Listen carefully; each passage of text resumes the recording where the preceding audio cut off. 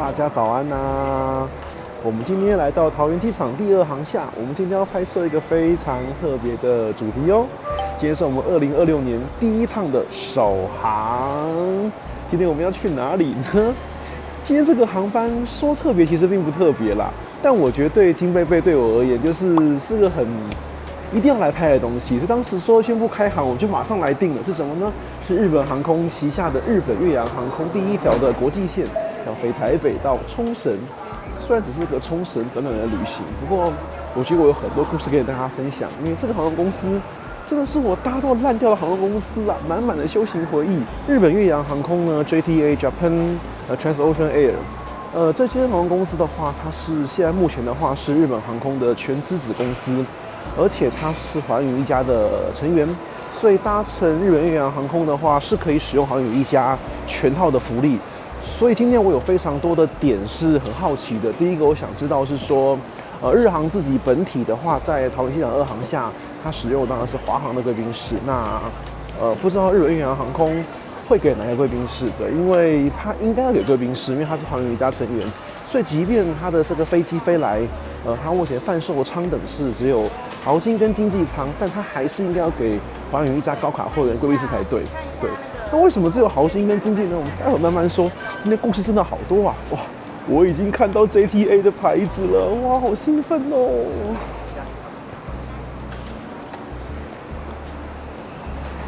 哇，这么多人这么早就来 check in 啦！不过今天这一班是完全客满，没有错啦。好，我们来看看这一班 NU302。所以我们接到的是首航，那早上从冲绳 NU301 飞过来，现在首航的回程 NU302 要回去，所以我们就很期待我们今天的首航之旅喽。哦，所以它这边是完全比照日本航空的所有做法。它虽然是只有算是豪金舱，不过它因为属于寰宇一家的成员，所以它一样是有给这个头等舱的这个通道 First Class， 所以它一样是有给这个 First Class。对，然后这是绿宝石可以用的地方。再来的话，这边也有的是 Business Class 可以用的，就是商务舱。哦，所以它让 Premium Economy 的客人也使用这个商务舱的通道，在这边。好了，刚刚看完登机的部分呢，那果然，因为我预期的还要再高规格一点，因为我本来以为说日本越洋航空因为这段的话，大家也会说为什么它只有贩售豪金舱，不过它跟它的母公司日本航空在桃机用的规格是一模一样的，它一样有给 First Class 的通道，只是一般的话，日航的话 First Class 完之后是 Business Class， 然后它把商务舱的那个通道那边，它也让豪金舱使用，因为这个飞机最高就只有卖到豪金舱而已，对。那它的贵宾室的话，跟日航本家是一样的，它使用的是华航的贵宾室。对，桃机的话，基本上日航代理都是华航，那使用华航是在梅苑贵宾室。对，不过华航贵宾室我们已经给大家拍过了，所以我今天就不拍这一间，因为我们现在赶快要赶去登机门啦，因为日航就是日航，跟我想象中是一模一样。今天好像是有蛮不错的首航仪式哦。我们今天是2026年2月3号，班机的表定10点钟，它8点45分它就预告会在登机门那边会有首航的仪式，好像会请乐队过来表演哦。所以我们赶快来去看一下，然后顺便这台飞机的话，早上从冲绳飞过来，那刚刚看了一下表定是8点26分降落，所以应该会有水门礼吧。我们去登机门，所以我们现在就直接到登机门。好了，所以我们现在已经到了第3登机门了。我们今天的航班在这儿 ，JTA Japan Transocean Air。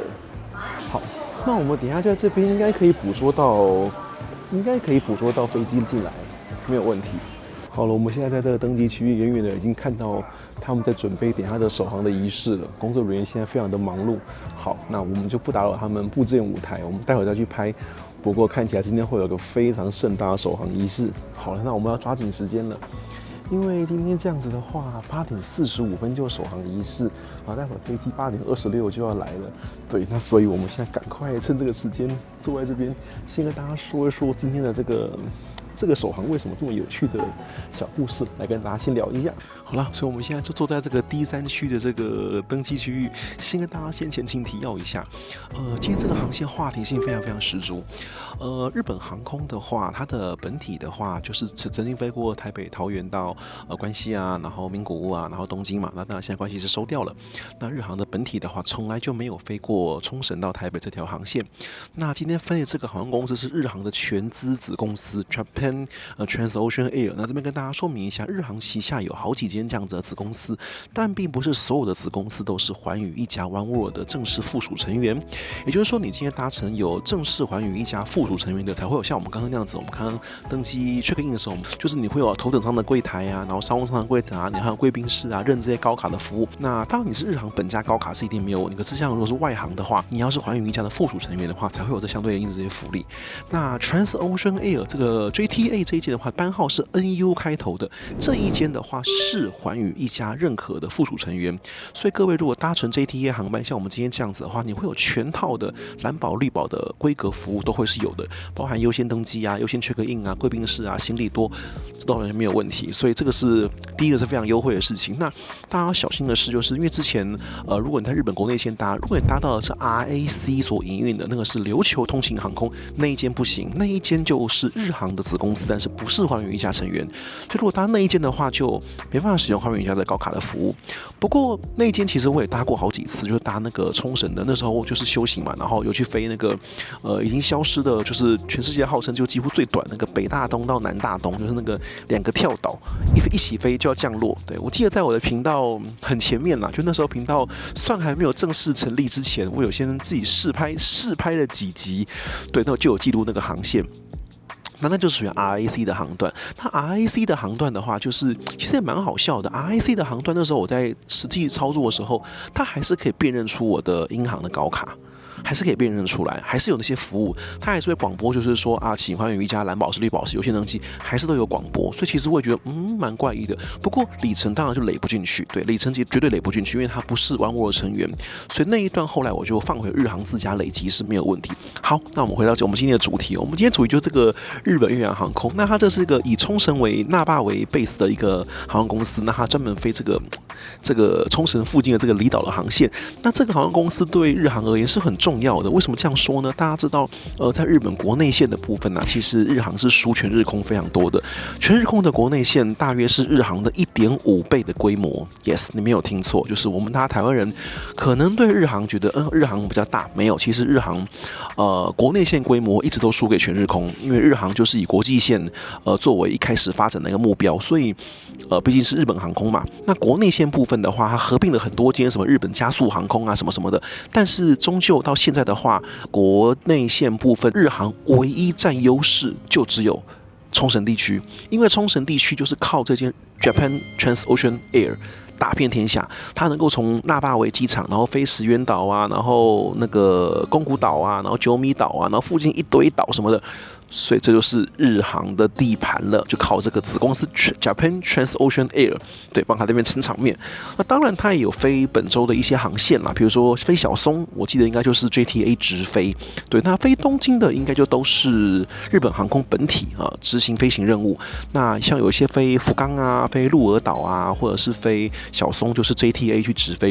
那 JTA 机队非常简单，它全机队都是737-800。有14台，那14台呢长得全部都一模一样，所以我们今天要搭的这台呢，就也是一样，737-800，对，就是一模一样，因为它只有一种机队而已，所以也不用想，就只有一种。但是呢，我猜啦，对，今天它有2架很漂亮的彩绘机，一个是蓝色的金沙，一个是樱花粉红色的金沙。我觉得今天首航应该会派。希望是派美美的彩绘机来了，我觉得应该是了。我们就等一下，现在几分了？我们看一下。哇，太鼓表演的，等一下，好精彩！现在8:08，所以大概在18分钟。其实现在如果要查就查得到了，因为那个飞机已经从冲绳起飞，哪一台来是已经知道了。对，我猜应该是彩绘机了。对，这是第一个非常有趣的地方。国际线的部分，当然日航是比全日空强势，不过自从日航破产之后，这第一个因素，然后第二个因素又是因为以日航破产为这个理由，羽田机场当时全面的国际化，新的国际航厦盖好，大量的国际航班分3个 phase 慢慢展开的时候，全日空就以这个跟日本政府提出要求，就是说，因为日航曾经接受过国家的这个资助，破产重组的这个计划，所以他要求就是羽田的这个国际线的航权，他不要跟日航对分，他要多一点。它要占大部分，那自从这个事件之后，因为大家都知道，就是说，其实，在东京的话，羽田真的比成田的优势要大非常非常非常多。羽田真的是超近啊，成田真的又是天边无敌远。那对我们台湾而言，其实松山跟桃园的优势可能还没有那么明显，是因为桃园可以辐射区域，你说新竹啊、大桃园地区啊、台中地区，其实桃园是比较可以吃得到的。可是东京情况刚好完全相反，因为成田是在右边，羽田是在下面。那其实东京真的比较多富人居住的区域，其实是偏整个西侧，然后还有往西边往横滨走，所以它人口是西边多，东边是比较少。那所以成田又远，它能够辐射出去的人口又少，所以它对东京人而言的吸引力真的是很低。那所以全日空在大量取得羽田航权，比如说最严重的是欧洲。好，日航到今天为止，它的欧洲就只有一天是2班伦敦是羽田，然后1班巴黎、1班赫尔辛基没有了，4班。有够可怜，到现在日航的法兰克福还只能从成田起飞。那德国的航权是全部被全日空拿走，全日空羽田飞法兰克福飞慕尼黑，法兰克福甚至2班哦，所以等于是德国 ANA 拿到一天3班羽田航权，日航1班都没有拿到，就是这么扯。所以 ANA 的话，像欧洲航点的话，德国刚刚讲的3班了嘛，那巴黎它也有，伦敦它也有，好，这样就5班对不对？还不够，他还拿到什么？他还飞米兰。拿到意大利，他还飞哥本哈根拿到丹麦，他还飞伊斯坦堡拿到土耳其。所以我那时候看到他还飞维也纳奥地利。所以那时候我看到我想说，哇塞，这全日空在欧洲拿到的这个航权在羽田，不要讲跟日航1:1好了，快要是日航的2倍了。我就觉得哇，好扯。所以全日空真的是羽田大户，国际线，就是说，因为他真的拿到非常多航权，因为羽田就是拿到每个人就飞啊，因为拿到就一定赚钱呐，就是非常扯。所以全日空的话，基本上他就是现在是羽田之王啦。那他自己现在目前第2航厦也伸出国际线区域延伸。不过有一个好消息是，看羽田机场未来的规划，日航目前的国内线第1航厦会跟全日空的第2航厦再做一个连通道，之后1、2航厦会整个粘在一起。那全日空现在新长出的那个部分，作为国际线部分，日航从第1航厦也会长出一个相同的部分，然后那2块接在一起。也就是说，日航之后自己也会有在第1航厦的自己的国际线区域，就会跟目前全日空在第2航厦营运是一样。那这是我个人猜测哈，这不负责任猜测。我猜测最终目的是希望日航全日空都撤出目前的 T3， 那 T3 的话就完全留给外籍航空公司，日航跟全日空就自己各用各的，就日航国内国际全部都用 T1， 全日空国内国际都用 T2， T3 都丢给外籍航空公司，这是我个人猜测啦，这是我个人猜测。对，因为他们现在正在对 T1、T2 那边做一个新的延伸，而且那下面在 T1、T2 下面还要再开一个新的车站，然后会有一条 JR 会直通到东京车站，这是目前羽田机场的计划。不知道这个羽田机场这个新的连到东京的这个直达电车啊，还有这航厦延伸，跟我们的这个第3航厦整个完工，到底谁会先呢？大家觉得呢？对，因为日本那个规划是完全都已经出来了。对，那希望我们台湾这个第2航厦、第3航厦真的可以赶快早日完工啦。对，早日完工。好啦，那这样刚刚就要稍微简单解释一下日航跟全日空目前的这个状态。那所以今天这个为什么这么特别呢？就是因为这个全日空是完全东京航空，对，全日空在东京之外关系的国际航班比日航就少很多了，那名古屋更少，那更不要讲冲绳了。所以这是我讲喽，这是冲绳应该是有史以来第一间由日籍航空公司所执行飞行任务的首条的国际线。所以今天这条为什么话题性这么十足？就第1条国际线就是要飞台北桃园，对，然后由 JTA 来直飞，所以这个意义我觉得非常重大。那我觉得这个是早就该飞了啦，早就该飞了。冲绳离台北这么近，票价这么高，华航、长荣、虎航、乐桃都赚得饱饱饱。那个日航自己不来飞，所以这是第一家传统航空，然后由日籍的去执行。哇，我们今天要放音乐了，等一下首航仪式应该非常的精彩，所以赶快先把话先跟大家说完。因为好，就是因为737-800，然后而且这个飞机的话，大家讲，我刚刚讲就是这个 NU 的话，这个 JTA 它全机队都是737-800，那这个它当时它是个全国内线的航空公司，所以今天这个机材呢，就是他拿来飞国内线的机材飞过来，那大家知道它直飞的航段都很短，那只有几条稍微长一点。那大家知道日本的国内线的话是没有供餐的，只有日航的350、767、787有配 First Class 的。好，那个我们之前给大家拍过，大家去看我们前面的影片哈，我们拍过那个伊丹到冲绳的 First Class， 除了 First Class 真的是有头等舱是有热餐之外，它的所有舱等是没有附任何热餐的，它的飞机上面是没有那个蒸饭箱的，就没有那个加热食物的那个机器，绝对没有的。那所以其实今天出发之前，日航还没公布之前，其实以下日本越洋航空我们都简称日航啦，因为它是日航的子公司嘛，那我们就把它叫日航。那所以这条航线的话，一定是供冷餐哦，因为这个飞机本身上面没有加热的那个措施。好，那所以它准备了什么食物？我们先来念一下哈。在官网上面 ，JTA 做了一个繁中的一个网页，大家看哦，因为这个是日航还是很贴心的。那豪金舱的部分，从冲绳出发，吃的是炸阿古猪肉饼三明治配玉果子、玉店红玉塔，就是完全冲绳食物那个有名的猪肉饼三明治，还有那个红玉塔。那个红玉塔呢，等我吃完再跟大家聊。我也有话想说。那经济舱的话是吃的是猪肉蛋饭团啊，这个我好想吃啊，冲绳的饭团，然后配一杯苹果汁，它是冲绳的县民食物。对，然后再来的话，回程就是我们今天要打台北回冲绳的话。豪金吃的是 A&W 康尼酱美丽岛热狗堡配玉果子、玉店红玉塔一样啊，冲绳的灵魂美食 A&W 跟 JTA 有个精彩联名合作，那有猪肉香肠，然后搭配这个康尼酱，是台北航线才限定版菜单。当然嘛，那现在它国际线就只有台北一条线，那当然是限定嘛，对不对？然后再来就是经济舱的话，吃的是这个波隆纳香肠鸡肉鸡蛋沙拉卷，然后配苹果汁，对，配苹果汁，对，所以还有豪金跟经济舱餐食长这样。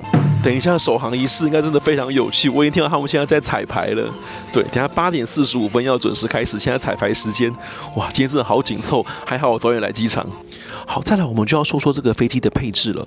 那这个飞机的话，737-800它配有的位置的话是有20个 Class J， 它的豪金舱的话是20个位置，然后它的经济舱145个，所以总共是165个。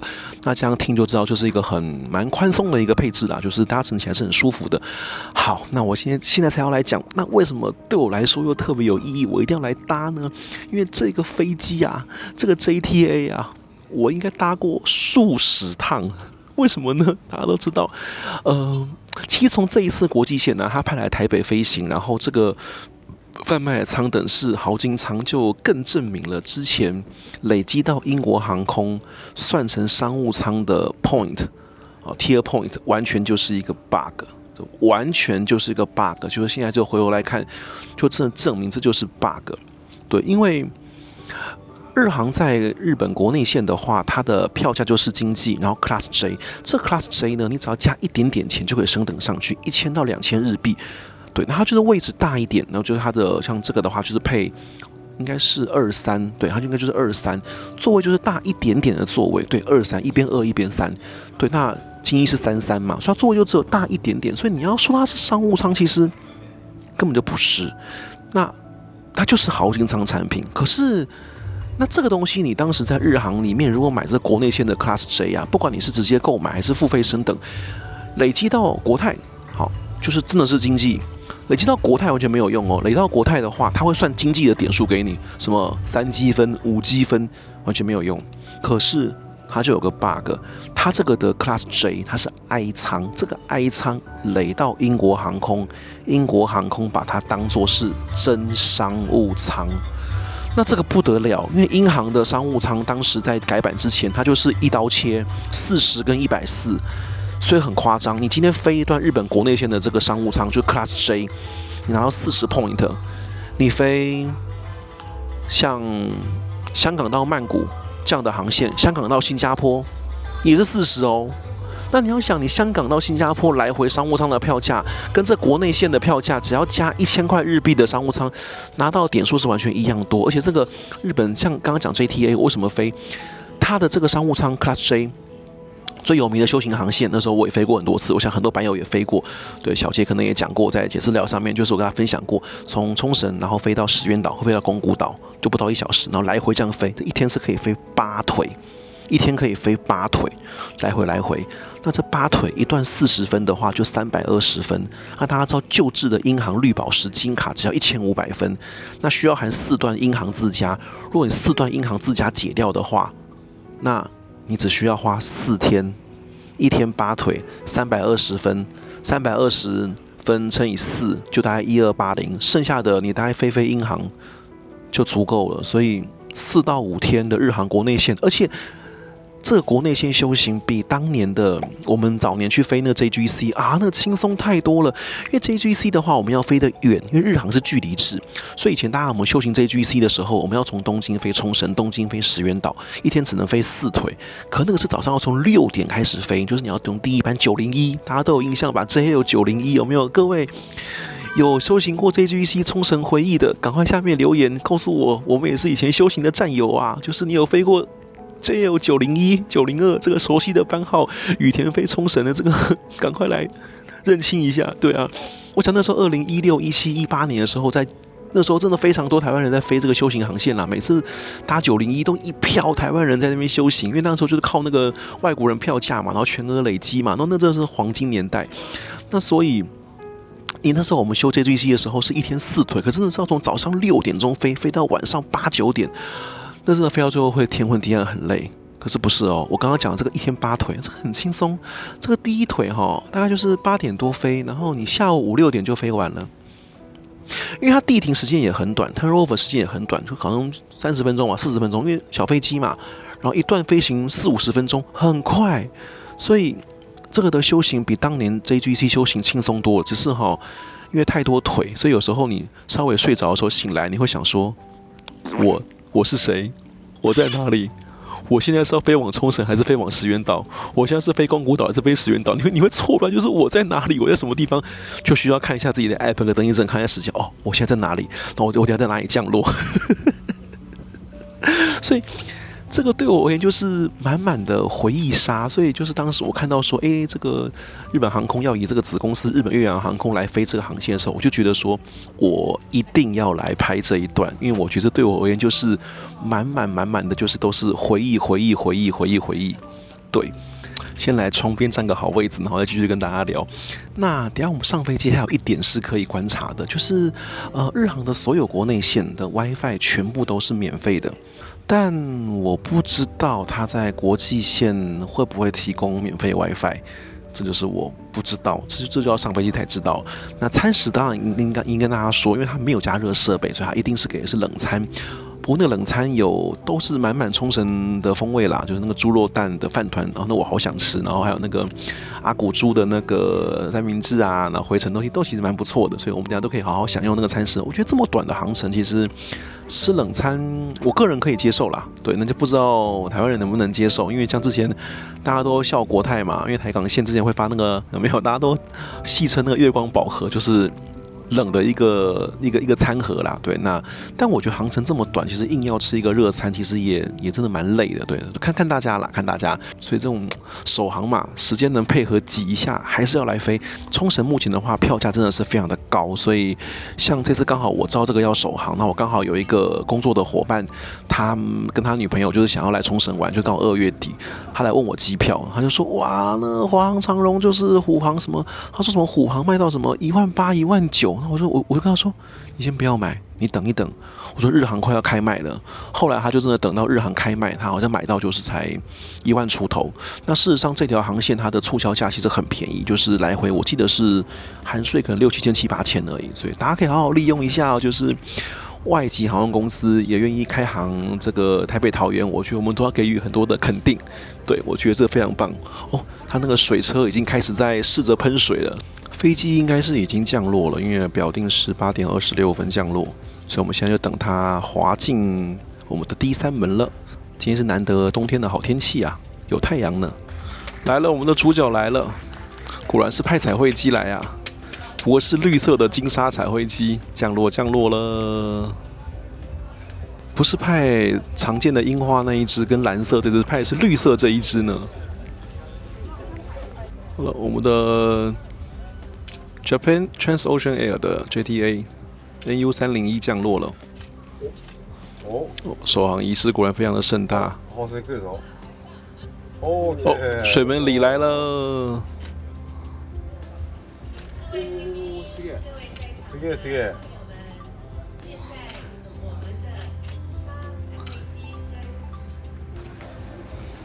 哇，今天真的好忙，而且日本人好多，而且仪式举办的好盛大哦，比上次关岛的还要盛大很多哎。好，那我们就来去看首航仪式。后面看到首航的旅客已经下飞机了，正在走出这个登机门。那这边正在举办盛大首航仪式，看来选这个回程是选对了，这个真的超级盛大。应该说是日本航空在台湾的高层应该全部都出现了。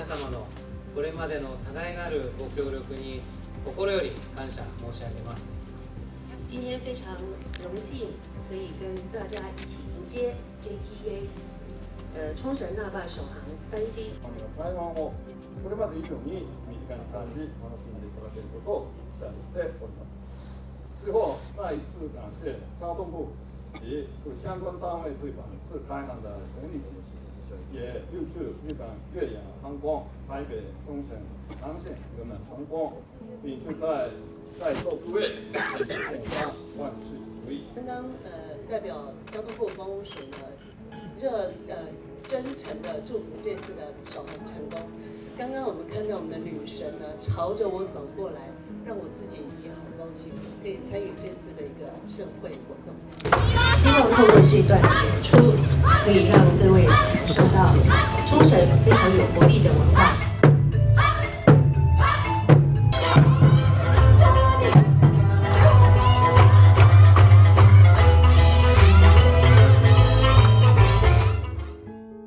就让我们一起迎接日本越洋航空公司台北冲绳线光辉灿烂、业绩满满的启航。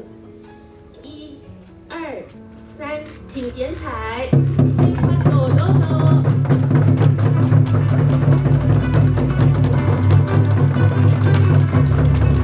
哇，我们今天首航仪式真的是非常的盛大，然后我们今天巧遇了观众啊，来，我们来跟大家打个招呼。耶，超开心的，首航成功。对啊，在机场遇到粉丝很开心，大家欢迎来机场捕捉我。对，那今天这仪式真的非常的盛大，然后我们的刚刚看仪式看也都很开心，那舞真的不错哈，而且就是仪式感满满的，对，果然是日本航空没错。好，没错，首航很开心，谢谢两位，谢谢。哇，刚刚首航仪式结束，那我们现在登机前，我们再找时间赶快介绍这只绿色金沙。这是金沙系列的第3号机，前面2只就是那个蓝色的跟红色的，那这是最新的，这是2025年去年最新的彩绘机哦，绿色金沙。那去年在1月19号首航冲绳那霸到石垣岛，对，然后10月份有发个新闻稿。那这绿色是哪来呢？这是为了纪念冲绳的西表岛列为世界文化遗产5周年，所以这个绿是西表岛的这个绿色，然后配合这个冲绳水族馆这个金沙，所以是绿色金沙。那这台是有名字的哦，这台名字也真的很有趣，它的日文念法叫做 Yui 金贝。这听起来怎么跟我的名字一样金贝贝啊？所以这根本就是看来我今天一定要来拍这个首航了。Hello Yui 金贝，金贝贝，等一下来拍 Yui 金贝喽。好，所以这是今天的飞机。其实红色、蓝色那2只啊，在冲绳因为修行太多次，真的遇过非常非常多次啊。不过在桃园机场看到，还真的是非常新鲜、有趣又很开心的一件事情。对，啊，今天这个首航仪式真的太好玩了。我们今天在第3号门，然后是绿色金沙彩绘机，然后在隔壁的门就是它的母公司日航，这是桃园成田早上802。737-800机型是一样的，不过一个是日航的本体，真的国际线机材。左边这一样737-800，真的是日航的国际线机材，它的商务舱就是22，真的是卖商务舱。那这个是在日本叫做国内线的这个机材，是日本越洋航空的机材，它的就是不能叫商务，因为它是豪金，它是23。对，那刚好在隔壁的门。左边这一台802、809这一对就是专门接美国航线的啦，就是成田要转机去美国的好朋友们，也是很多朋友们都会搭乘的选择。哇，今天真的是非常的开心，非常的愉快。对，那我们这两个门的旁边就是阿提哈德。希望桃园机场的天空可以越来越缤纷，越来越漂亮，多一点这种外籍航空公司来我们捧场一下。那现在这个时间在等登机之前，大家都在拍照。他准备了很多板子，金贝贝也跟一些粉丝合照，然后跟一些板子合照，像这样大家都在这边拍照。那这个日本越洋航空的工作人员就很热情的帮大家就做这些拍照服务。然后今天出动的这个板子就是蓝色金沙跟粉红色金沙。对，然后搭配今天的飞机是绿色金沙，3只彩绘机这样都有了。开桃园机场一定正确选择啦。当时不是有个笑话吗？就是日本那些唯一被倒闭的航空公司，就是订了 A380，然后被全日空收购走的那个天马航空嘛。为什么倒闭？因为天马航空没有开台北嘛，没有开台北就会倒闭啦。台北这么好赚，对，台日友好，对，这个台日线票价这么香。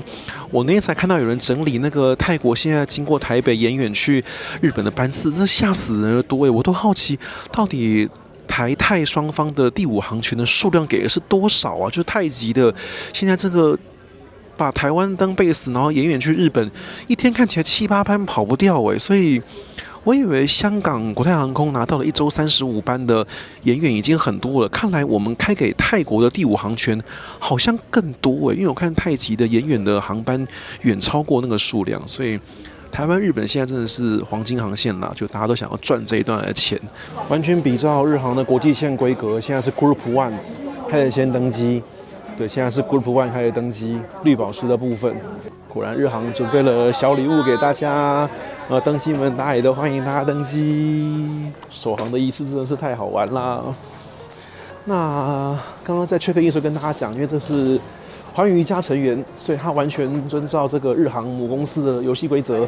登机的时候一样是有绿宝石 Group One 登机，然后再来是 Group Two 的蓝宝石登机，完全是比照寰宇一家没有问题。所以各位有宝石的朋友们，以后搭冲绳我们有寰宇一家的选择啦。好了，那就如同我刚刚在登机门口那边跟大家讲的，这机内部分就真的是比较普通，就这个标准豪金舱的位置就是23。那像以前修行的时候啊，就是拼命的要抢那个 Class J， 除了积分可以多一点，那修行也会比较舒服。所以这个椅子坐进来真的就是满满的回忆杀，真的是超级回忆杀。那时候修行啊，真的到最后就是，即便后来不用修行了，偶尔还是想要做一下日航国内线回味一下。就今天这样搭上来，真的觉得好开心，而且那首航仪式真的超级有趣。好，那我们简单照一下座椅。好，座椅其实就是真的蛮简单的大板凳啦。然后当然也没有娱乐系统，什么都没有，因为我们刚刚讲说国内线是有 WiFi， 但我就不确定飞桃园的国际线有没有给 WiFi， 这个我就不确定了。我坐的位置刚好在窗边，刚好可以照到这台很漂亮的 Etihad F1 的彩绘机。哇，桃机现在这天空越来越美丽了 ，F1 彩绘机也是很漂亮的呢。座椅想当然了，当然是不能调整，所以它就只有就简单的脚靠，还有座椅可以稍微的往后躺。那这个的豪金舱一共有4排，1排是5个位置，总共是20个豪金舱的位置。今天这一班机是全班客满。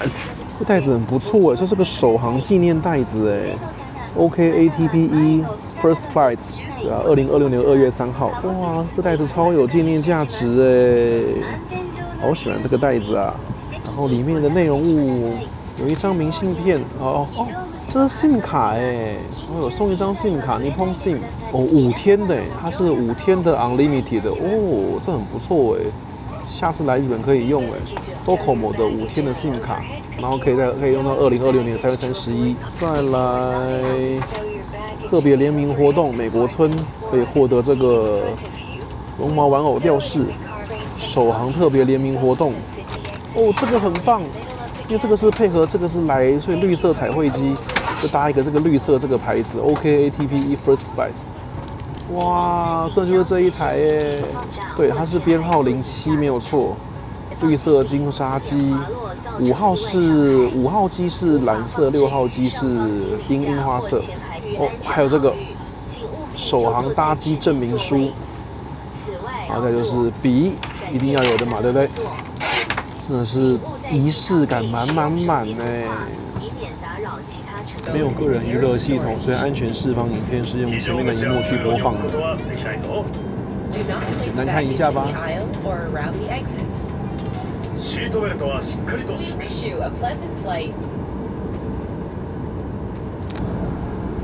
好啦，地勤人员跟我们说拜拜啦，不停的在挥手。看完安全示范影片，我们也要起航喽。哇，这一台是，哦，这是韩亚航的380哎，我们给大家拍过了，还没看的快去看哦。韩亚航的380，难怪这么大。后面是达美，这达美359，淘机天空越来越精彩啦。那我们淘机也要赶快争气啊！现在停机坪不够，过夜机位也不够，什么都不够啊！停机坪、过夜机位要够啊，国泰才可以开更多班次啊！还在等国泰463呢。然后我们联合航空这一台应该是要飞旧金山的，这不是关岛，关岛那个比较小只，这旧金山77W， 后面是长荣，然后这是我们的长荣360彩绘机。啊，今天天气真的好好啊，要起飞喽！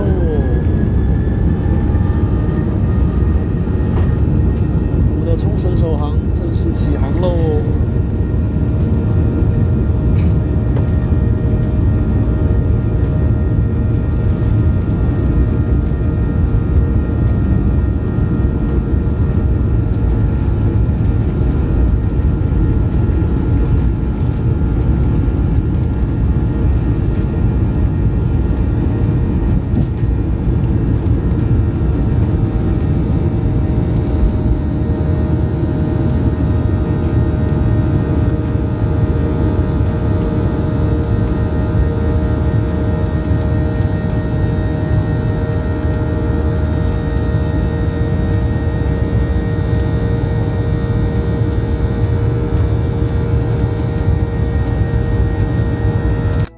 航程时间很短，所以起飞之后，马上就发了这个餐盒了。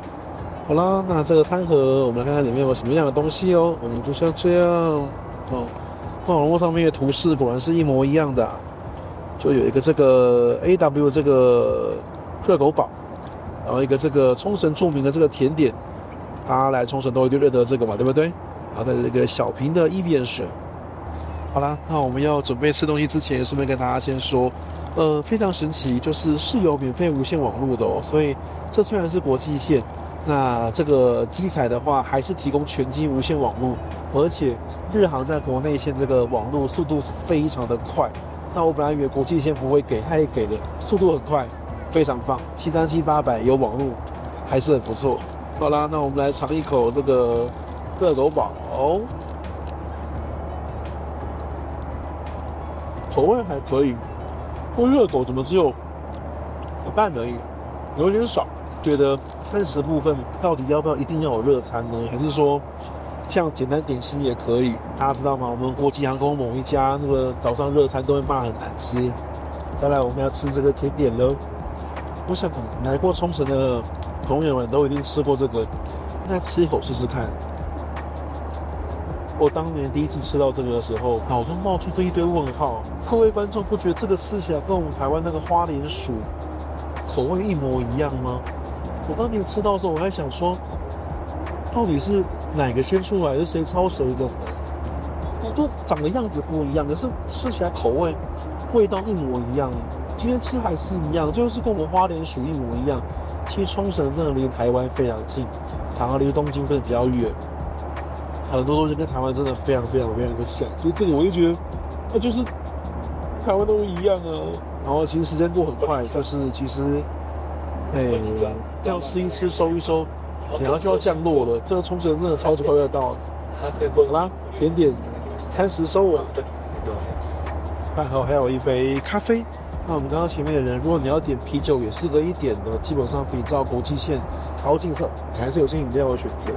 那经济舱的话，可能就真的比较赶，因为人比较多。喝杯热咖啡，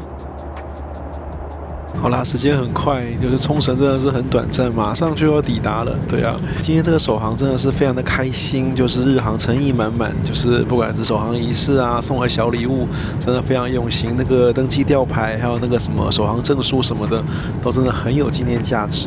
这个航线我觉得应该也会活下去啦，因为毕竟台北冲绳现在没有寰宇一家的选择，那我们台北 base 还是很多寰宇一家的粉丝，而且今天这个飞机上面让我意外的是，其实非常非常多的日本人，非常多日本人，所以或许也不错。对，我觉得是个很好的开始。做得好的话，说不定还有机会增班，我不知道。对，我觉得蛮不错的，因为毕竟真的很近啊。那再来就是说，我觉得这个航线如果开了之后，也提供另外一条选择，是说，有的时候台湾到日本的其他地方，假如票价很贵的时候，或许你也可以利用这一条航线，因为你等于可以利用 JTA 先飞到冲绳，再转机到日本国内，这样加起来说不定会比国际线直接飞到比如说东京啊或是什么地方要便宜，这也是有机会的。不过 JTA 这个航段应该就不会参与日航那种免费国内线赠送了，否则这就太亏钱了。对啊，好，总而言之，这是一条我觉得飞行的机材当然是很普通的737-800，然后也只有豪金跟经济，没什么特殊之处。不过就是一条很有话题性的航线，然后餐食部分当然都冷食，不过都冲绳当地的名产，对，我觉得口味还可以啦。等回程我们再继续试试看，明天还要飞回来嘛，对，我们再继续试试看。对，然后舒适度我觉得是 OK 啦，这个豪金舱我觉得是蛮舒服的。其实日航的国内线这个737-800只有配165个位置的话，坐起来其实是蛮舒服的，椅具什么都是 OK 的。那其实刚刚就有一些观众已经私讯我，因为我 po 了我的 IG， 就有人讲说就是好怀念那时候修行的时候，对。大家如果有一样想法的，一定要留言告诉我。就是我今天来飞这一段，就是来飞一个回忆，飞的就是回忆啊！不管是日航的修行，还是英航的修行，我想大家都一定有日本国内线这样子修行的经验，这种来回不停的 mileage 的这种飞行，对，也是很令人怀念的过去。现在都已经已成绝响了啦，对，以前的东京冲绳 JGC 啊，跟英航修行的这个那霸，不管是到石垣到宫古这样子的修行，都是已成绝响了，对啊，所以我们今天是来飞个回忆。然后顺带一提，无线网络是有的，但是没有 SkyTime， 因为刚刚作为前面的旅客跟空服员要 SkyTime， 空服员说没有 SkyTime 的话是要日航本家才有，他们 JTA 是没有 SkyTime 的，对，所以这是没有 SkyTime。饮料的话，简单的啤酒是有，然后到很复杂的饮料可能就没有。然后我没有看到有提供酒，因为前面的日本人我都只有看到喝啤酒而已，倒是没看到红白酒。我想应该也没有，因为太短了啦，然后一个就餐盒而已。对，日航版的月光宝盒。好了，我们已经到冲绳的海边了，已经放眼望去可以看到机场了。对，那我们等待降落的时间喽。那明天我们回程再给大家看看回程的班机，还有冲绳机场的贵宾室哦。好了，我们要降落喽，已经到冲绳机场的海边了。现在我们离地非常的近了，到机场喽，跑道降落。冲绳我们来喽，首航顺利结束。冲绳天气也很好呢，这以冬天来说真的是很难得哎。看来老天爷也非常祝福这趟首航。那我们也预祝 JTA 在这个航线能够越做越成功哦，可以活下去，加油！这一次来开箱这个日本越洋航空冲绳的首航，真的是幸运满满呐。身为环球客呢，我订了这个冲绳的 Hyatt Regency， 这一间我入住过很多次了，之前修行都是住这边呢。今天非常的好，给我升等到了套房，套房很漂亮，也真的也蛮大间的，在冲绳这样是蛮舒服的。那我们就简单来一个 room tour 吧，当做是这个首航冲绳的一个 bonus。海亚集团还是品质比较稳定，对环球客也真的是很大方。对，就这是一间标准的套房，对，然后房间的大小也都蛮舒适的。那也是有浴缸的。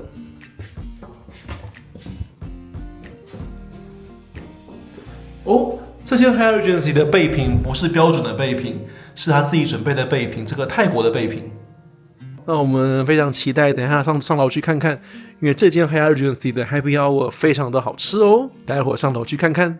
那我们来看一下它这个 Regency Club 的样子。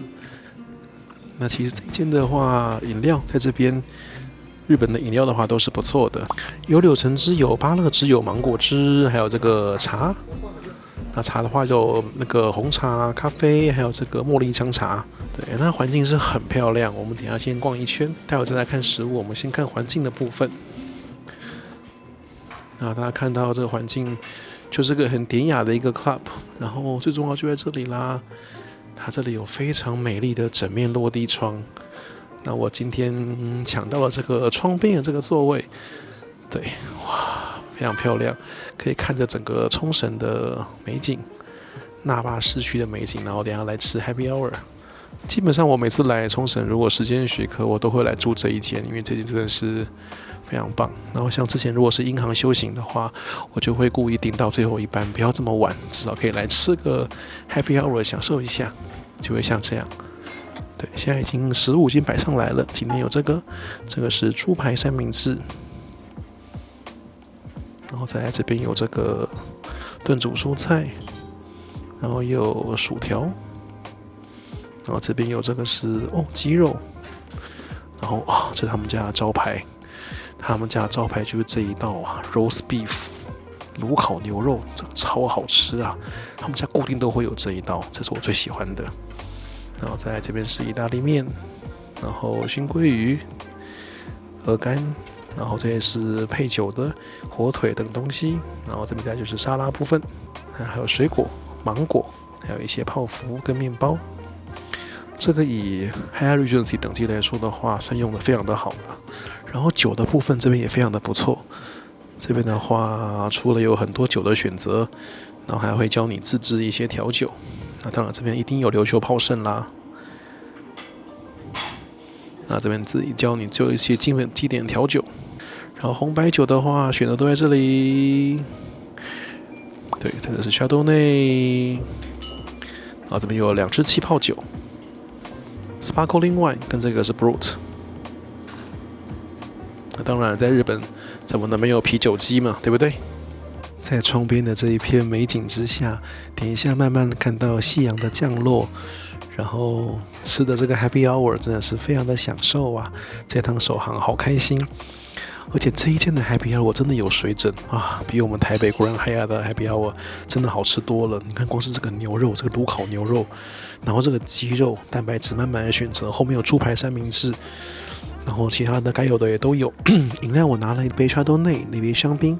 然后芭乐汁、柳橙汁、黑咖啡，然后再拿了一个这个左边的是泡盛，喝一点这个烈的。好了，那我们就一个个来简单品尝一下吧。我们先是这一块鸡肉，这是那种炖煮的鸡肉，中规中矩啊。再来我忍不住要先试这个牛肉，这牛肉就它有3种酱汁，这是有点辣味的。牛肉很软嫩，非常好吃。这一间的 Happy Hour 就是以这个 roast beef 出名的，超棒。然后猪排三明治，炸得很好，很好哎，很酥很脆。试一口意大利面，意大利面很有水准，完全没有煮到就是糊掉烂掉，非常有嚼劲。我们现在试一口这个烈的，这泡盛就是。我觉得它就是像是比较烈的那个烧酒啦，这个是他们的气泡酒，再来是这个 Chardonnay， 我觉得气泡酒比较好，气泡酒比较好。以 Hyatt Regency 的等级来讲，这个给的这个 Happy Hour 我真的超强，这个一定比东京新宿那一间好啦。然后这间淡季的房价又真的很便宜，我觉得在冲绳没有理由不住这一间，这间真的是 CP 值非常高又非常的舒服，而且现在看这个景色啊，然后虽然今天蛮疲累的啦，因为就是首航其实蛮兴奋的，然后而且明天又很早就要走，明天是8点钟回程，所以明天就很早就要起床，因为我还要机场帮大家拍摄一下。但我觉得今天晚上在那边休息一下，真的是会得到很大的满足感，就是。然后因为今天就是下了飞机之后，我不是给大家看说有送那个在美国村有一个兑换的那个活动嘛，所以我想说，那我都搭首航来的，那个送的东西不拿多可惜，所以我就一下飞机之后就拎着行李箱就搭巴士直接杀去美国村。所以今天一整天都在赶路啦，就是下飞机之后，然后就杀过去，然后再赶快搭回来，再赶快走到饭店，然后对，因为巴士都蛮长的，就都要等待，然后我家下车的地方离这边也有一段距离，然后就反正就是今天就是死赶活赶，就是一定要赶来，就是吃这个 Happy Hour， 因为这个 Happy Hour 绝对值得你赶回饭店来吃，超级棒。好啦，那我们就简单告一段落，我来好好享用我的晚餐跟好好休息，明早我们再搭我们的 JTA 回台北哦，明天见。虽然楼层并没有很高，就是16楼的房间，但是因为冲绳建筑可能没有这么高，所以16楼的夜景就已经非常的漂亮了。那这一面的话，套房的这个景观跟酒廊是同一面的，所以我们刚刚在酒廊看到的就是这一面，只是刚刚在酒廊就不方便帮大家介绍。现在回到房间，这是套房的房间的窗户，看出去就像这样子，美美的夜景啊，这真的是太美好啦！然后早上很开心在机场巧遇观众，刚刚在 Hyatt Regency 也遇到观众，而且是明天一起要搭就第2天的 JTA 回台湾的观众，真的太开心啦！好了，那我们就在这美美的夜景当中跟大家先说晚安了，明天要很早起去机场哦，真的很漂亮。大家早安呐！所以我们现在是隔天2026年2月4号了。我们今天要搭回程的航班，那大家不要跑错了。冲绳机场的话是一个以国内线机场为主的机场，那所以国际线的话会在另外一侧。大家如果搭计程车的话，你早上那要记得跟他讲是 international 哦。那如果你搭的是单轨电车的话，你会在国内线那边下车。一早已经很多人了，人山人海啊！一走进来，我们就看到 JTA 的柜台啦。那这也是冲绳机场早上今天第1班的班机。这边的话，它就没有把 Premium Economy 另外列出来了。这边就是只有这个 First Class， 就是日航头等，然后就是还有那个绿宝石，然后就一样跟商务舱分开。那我们在台北那边看到的时候，它有让这个 Premium Economy 走这个商务舱的通道，不过这边的话就是没有。好，那我们先check in，是有的，在那个牌子上面是有的，我们给大家看一下。就是因为这条航线的话，其实是没有卖商务舱的，所以它会让这个搭乘 Premium Economy 的可以用商务舱柜台报到。我们很快速已经完成登机的手续了。那这个一早的这个航班的话，国内线那边是很热闹的。那国际线这边的话，这班就是冲绳机场现在目前最早的一班国际线，我们来看到。所以第1班这个8点钟，就是我们今天要搭的这一班 NU301 往台北，再来下一班8点15的乐桃的921也是往台北，再来才有新加坡，然后又是台北，然后青州又是台北、仁川。那现在冲绳机场其实一天那霸机场最多的国际航班就是台北了。台北的话，现在一天是有14班这么多呀。那第2名才是仁川，对，那对这个一整排，我们看一堆很多台北。对，这个到中午之前很多都是台北的航班呐。希望这个竞争激烈的这一条航线，对，是可以 JTA 是可以好好活下去。对啊，这是不容易啊，我们要好好加油一下这 JTA。那我们来说一下机场贵宾室好了。冲绳机场的贵宾室的话，一样是属于共用的。对，那名古屋机场有一间日航贵宾室，对，我们拍过了，今年会上。对，我们今年就会好好调整一下库存，对，因为去年还是拍了很多片子来不及上，今年都会上。那关西机场的话，改建完这个共同贵宾室嘛，对，那共同贵宾室还不错。那这个冲绳大霸机场也是共同贵宾室，不过当然这边国际线规模就真的是小很多啦，小很多。对，我们还是来去简单看一下好了，当做这个首航全纪录的 bonus。因为早上第1个航班的关系，所以出入境真的很快。上次来冲绳机场的时候，还在安检的时候人山人海。现在这个早到连免税店都还没有开，所以大家好像可以不用这么早来 check in。我觉得2小时前到有一点早。我觉得如果下次我搭这班，我可能会抓1小时半，90分钟或100分钟前到，我觉得应该就绰绰有余了。对，绰绰有余，因为这个好像不用这么早。对，那这边就是冲绳机场整个那个新的国际线部分。这一区的话，就是全部都是新的 gate， 都在这一区。对，免税店的话也是新的。那这边的话，贵宾室也只有1间，虽然蛮阳春的，我们还是再简单看一下好了。对，因为如果不是来拍冲绳首航，也不会来拍冲绳贵宾室啊。日本国内线的话，这一段其实是不贵的，因为这个冲绳那霸到石垣岛或者到宫古岛这一段呢、其实是当地人的那个算是通勤航线，他们是有天天都要搭这个飞机来上班上学，它是通勤航线，所以是有人每天都要搭，所以票价其实是不贵的。然后所以而且日航常常会有些大特价，那遇到大特价的时候，其实单程的那个 Class J 是不用1万日币或1万日币出头，对，所以你想想看，用台币2000多块，要拿到40 TP， 在以前银行修行，那真的是 super 无敌便宜呀、对，真的不用太早的贵宾室。那贵宾室的话，就是这一间Lounge流轮，不过它的开放时间的话是6点半来开，对，所以2小时前到6点到的话，像这样就太早了。对，那这边就是飞的航空公司，那 JTA 很明显是后来加上去的。那这一间不收 PP 卡，但它收龙腾。有我们华航在最前面，然后其实华航放第一个是非常合理的，因为疫情之前华航一直都是冲绳机场国际线最大户。在疫情之前，华航是用747-400，甚至一天2班来飞冲绳，那是桃园部分，那还有高雄部分，所以华航确实曾经冲绳机场最大户。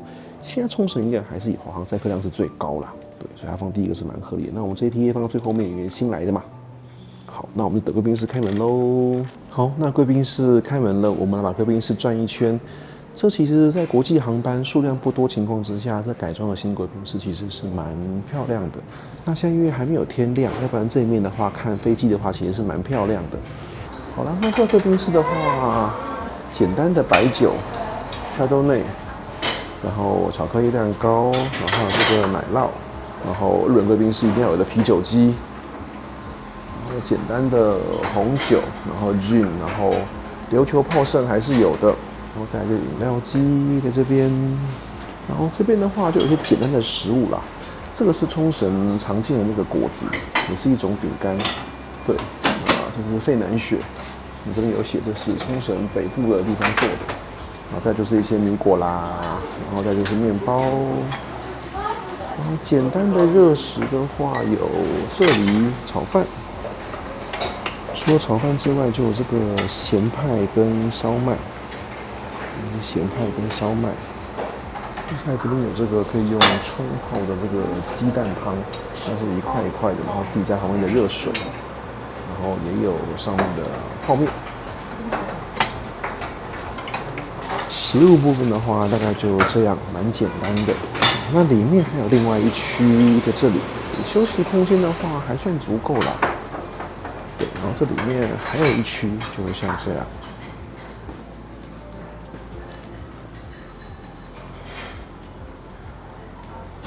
这边有个简单的电脑办公区，在这里。这办公区的话，躲在最里面哦。大家需要工作的可以来最里面。然后这边是有一大堆的座位，这个很标准日本贵宾室啦。那我们就简单拿了一点点的食物。对，我对这个鸡蛋汤比较有兴趣，就这个冲泡的。我们看看这个汤块冲起来，这个口味如何哦？哦，就紫菜蛋花汤啦，还可以。哦，一早起来，这个日本人食欲很好哎。我刚刚帮大家拍摄完毕，绕回去啊，那个烧麦、咸派跟炒饭全都被拿光了哎。哦，这烧麦是有很厉害吗？看起来还好啊，吃一口。对啊，标准日本烧麦。然后这个是咸派，炒饭也吃一口。其实我刚刚看那些日本人拿餐，然后还有排队人潮进来，因为刚刚楼下人都在等贵宾室开门的人嘛，我好像突然弄懂了一些什么，就是这一条航线其实对 JTA 而言，日本客人一定是很重要的 source， 因为大家知道日航现在改制了嘛，那改制之后，其实现在你想要获得日航的会籍的话，趟次的修行其实会比距离修行要简单，因为日航现在终身点数，如果你要进 JGC 的话，它的 Life Point 的话，它是一律都是你国内线，你搭一腿都是5点。不论舱等，也不论距离，所以冲绳这边应该是高卡修行的最佳去处，因为它这边有最短的航线嘛，因为你像冲绳本岛，然后到这个石垣岛、宫古岛，而且还有几条更短的，那更短它都是 RAC， 就是我跟大家讲过，就是在昨天跟大家聊过，就是日航的这个子公司除了 JTA 之外还有 RAC， 那 JTA 是湾沃的伙伴 ，RAC 不是，但是因为它都是日航子公司，所以 RAC 一样是可以累积这个 Line Point。那 RAC 比如像宫古岛啊，到什么多良间啊、石垣岛，就它有一些岛跟岛之间、离岛跟离岛间的航线的话，那都是 RAC 在飞行。那个就航程更短，可能就是30-40分钟或更短，可能20分钟。那可是它是算趟次嘛，所以那样子也算是一趟。对，所以这个就造成一个问题了。其实就昨天我来的时候，刚好顾问也跟我在聊这件事情，就是日本刚好昨天有一个新闻发出来，就是说因为日航有举办那国内线的促销嘛，那尤其像每年的话，最大型会在那个黑五，就是11月，会有个很大型的国内线的促销。那时候它促销的时候的最后一天，又同时公布就是2月，这个月2026年2月，推出这个 Line Point 的活动，所以你在国内线修行这 Line Point 的话，每一段是双倍，就把它一趟次是5积分嘛，变成10积分，所以造成有非常多的日本人想要靠这个时间来大量冲这个汇集生涯积分，对 ，Line Point 我们翻译生涯积分嘛，那所以现在要冲生涯积分，你就没有别的选择，因为你像以前的话，距离制，你当然飞越远的话，积分越多，但现在算趟次，所以你飞再远也没有用，所以一堆人都跑来冲绳附近疯狂飞，所以造成一个问题了。所以我刚刚跟大家讲嘛，这些航线是当地人通勤航线，那甚至是刚需，比如说医疗航线，他们住在离岛，他们如果有重要疾病，他们是要到本岛，就到冲绳、到那霸这边来看病的。所以这些航线他们是有刚性的需求，就当地居民真正的食衣住行的需求。那现在你所有日本人想要修行的人，全部都涌来冲绳搭这些航线，那会怎么样？对，就排挤了当地人搭乘机会，所以就会有人说啊，我临时要去看病，但是以前可以买到票，现在就买不到票，这就上了日本的这个新闻，所以这就是趟次的，就是在这个促销活动发生的问题，就是真的会所有的人都疯狂涌到这边。那因为距离很短，那日航这个国内线票价当然跟距离是成正比的，那而且它是通勤航线、刚需航线，它真的没有卖很贵，所以就是你现在如果为了趟次的话，你根本就不用买 Class J， 因为看你 Class J 跟 Y 你是积分都是一样的，所以你可能最便宜的一段可能就是什么5-6千日币就拿到一个趟次，然后如果双倍积分10积分，这其实是很划算的事情。就是你现在如果 JGC 想要上车，以前如果没有上车，你就只能靠这个了，因为你现在其他修行的成本都巨高，因为你想就是1500分拿到 JGC 的门槛，一趟是5分，你要300趟国内线，300趟国内线。那即便你这个这么便宜的，一天可以飞8腿。你要飞将近1个月，那真的会疯掉。就现在 JGC 跟以前比，真的是难度高非常非常非常多。以前的话，如果你来认真飞羽田冲绳的话，大概是4到5天来回这样飞，一天飞4腿就冲到 JGC 了。你看是不是天差地别？以前是4到5天，然后成本应该是不用10万块台币。那现在的话，你要飞300趟国内线，是不是差很多？那这些冲绳当地的这些居民，他们因为是工作，还有就是就学，还有就医各种的刚需，导致他们疯狂搭这个来通勤。那所以这些人怎么样？都是高卡。所以如果每天都要飞这通勤航线的话，你就是光靠你的刚需，其实你就会非常容易冲到就是真的是很高的回击。如果每天都要搭飞机上下班，一天2腿，一周5天，1个月算20天，1个月就40腿。那你这样一年的话，40乘以12就480，对啊。所以如果是每天都飞2腿的话，你就是不到1年内，可能8-9个月你就 JGC 了。所以这边应该人人皆高卡。难怪所以进贵宾室的这边日本人这么多，因为我现在这样走进来，我还没有看到台湾人，我现在看到的全都是日本人，然后都冲绳看起来是本地人。那这里每一个人都是日航高卡。那所以你看到绿宝石的话，只要80趟，那这些工作刚需的人2个月就飞到了所以每天飞2腿，它2个月就是日航绿宝石了。这种好像有点怪怪的哈。不过就是对，所以这边应该有大量日航会员，所以这些日航的会员，当然如果要出国玩，当然就首选日航嘛。那现在有 JTA。差不多，当然就来台北玩啦，因为他们就可以享受整套的寰宇一家的福利嘛，包括刚刚优先 check in 啊，好，然后贵宾室啊等等的。但真的也很奇怪，那 JTA 为什么等了这么久，直到2026年才要开台北？那如果这样的分析的话，早就该开啦。不过日航的国际线真的是非常的保守啦，真的非常的保守，对，所以他们开的速度其实也真的蛮缓慢的。好啦，那就跟大家聊一下这贵宾室跟就是日航在这个日本航空集团在冲绳地区的这个有趣现象，就大家都来这边修行，还导致当地居民的这个不方便，然后还上新闻，然后也是修行的一个重头戏。来年如果再有这个生涯积分的活动，大家如果想冲日航会籍的话，可以考虑啦。不过寰宇一家现在选择很多啦，日航会籍现在并不是一个最好拿的，对，其实也蛮累人的，只是说。日本国内线的修行有一个其他修行航线都不能比的一个巨大优点，就是修行一直飞嘛。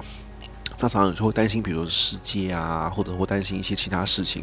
日本国内线修行你会非常的安心，因为日航的这个国内线准点率非常的高，基本上你一定可以接上，票能开出来，基本上你能够安全飞完的几率是非常高的，你不太会遇到。什么意外？对，不太会遇到什么例外，因为基本上它的国内线的稳定度非常好，所以你就会修行的时候心情是很轻松的，不用担心说，像你今天如果在欧洲修行，就担心失接啊，欧洲、美国连国际线都会失接，然后可能就是机场因素啊、什么安检什么的，让你很恼人什么的。这里不会，这边的话你就是飞的时候你可以很轻松、很 relax， 对，就是无脑飞，你就是无脑飞，因为你真的不会失接。希望这一集有很多当年修过 JGC 的朋友，或是日航国内线有英航修行过就是的朋友，都跟我留言分享一下你当年的心得。像我们就有个就是个朋友，就是群组里面的，去年就是他就是这个 JTA， 他当时是为了修某一个会籍，他买了80趟，对，80腿，他真的是太厉害了。虽然最后是没有成功啦，不过就这个真的是修行的极佳航线。如果是以趟次来说，因为它单价真的很低，飞时又真的很短，很舒适。好，那我们就现在6点50分了。7点40分才登机，所以大家如果是来旅游的话，我真的觉得你不用这么早来机场。我觉得你大概抓真的是90分钟前，来到机场，然后办完手续，其实绰绰有余。对，绰绰有余，因为早上的班机真的很少，所以安检其实也真的是很快。那我今天是停了2小时到的话，有点稍微早了一点。对，我觉得大家可以抓90分钟前到机场，应该就没有问题了。哦，居然是跟昨天同一台耶！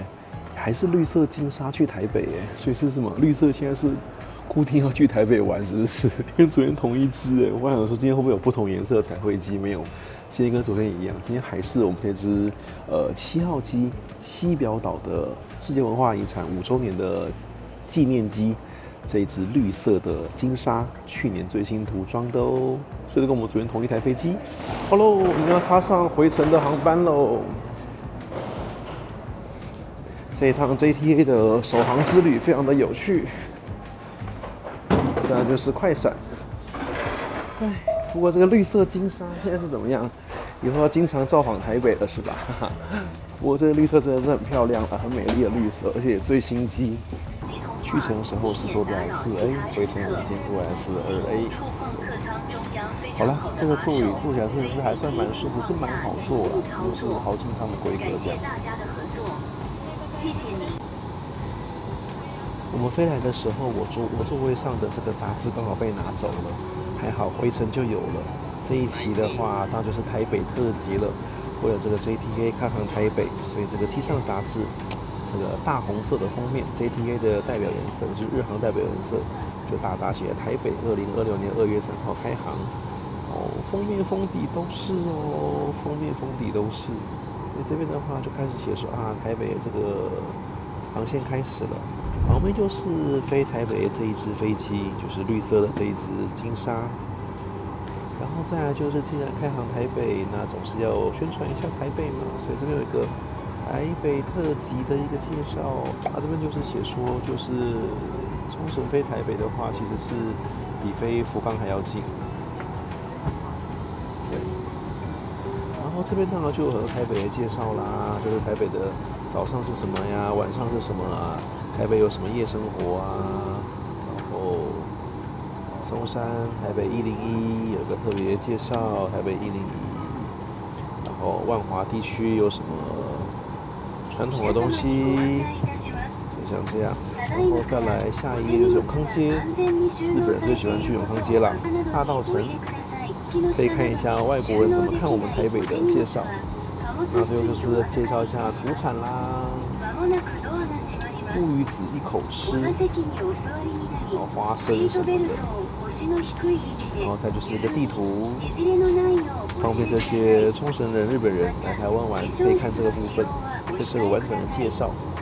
然后我们看一下封底的部分，这边在 map 上面也正式出现这个台北了，在这里，桃园国际空港在这里，然后上面的距离现在那霸台北也放在第一个啦，所以那霸台北是654公里，到福冈是864公里，对，所以真的没错。冲绳的话，飞台北比飞这个福冈还要近。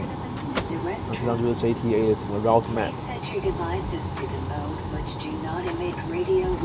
今天这一本好有纪念价值啊，有满满的台北元素，这本我要带回去。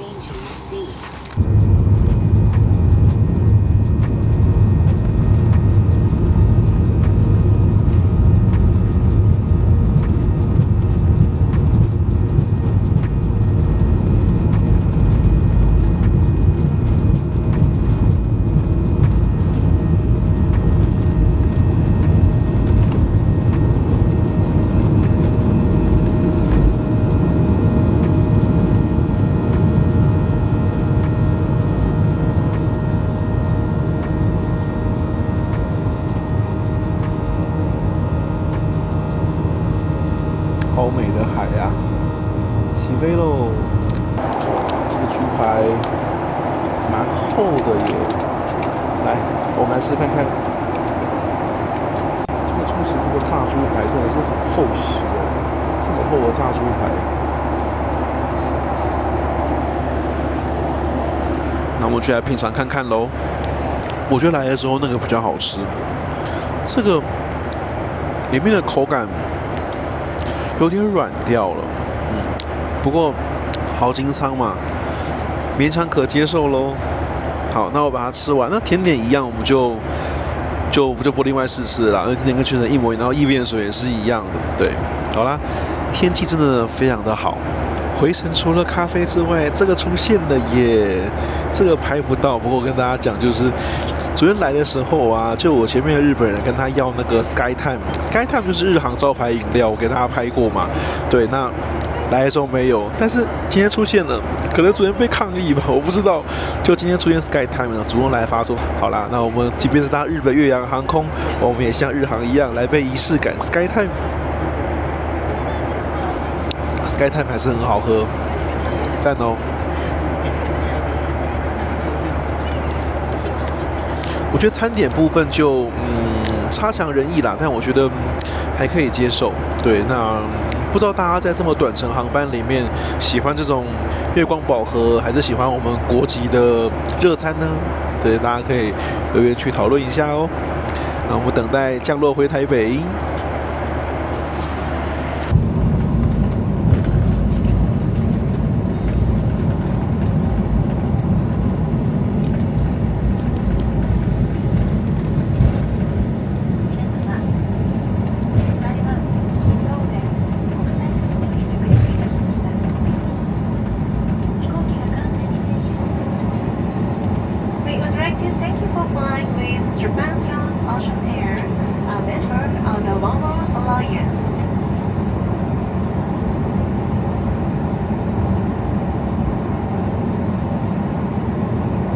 这个搭日航的修行啊，每一次总是会昏昏欲睡，我也不知道为什么日航的国内线机种都有一种神奇的魅力，坐上去之后都会好想睡觉哦。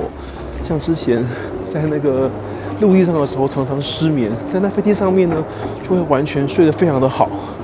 所以这一次回程的时候，金贝贝又睡着啦，所以我们最后一段的降落没有拍到，不过没有关系，我们去程的首航任务已经顺利达成了，回程只是拍一个餐点给大家看而已。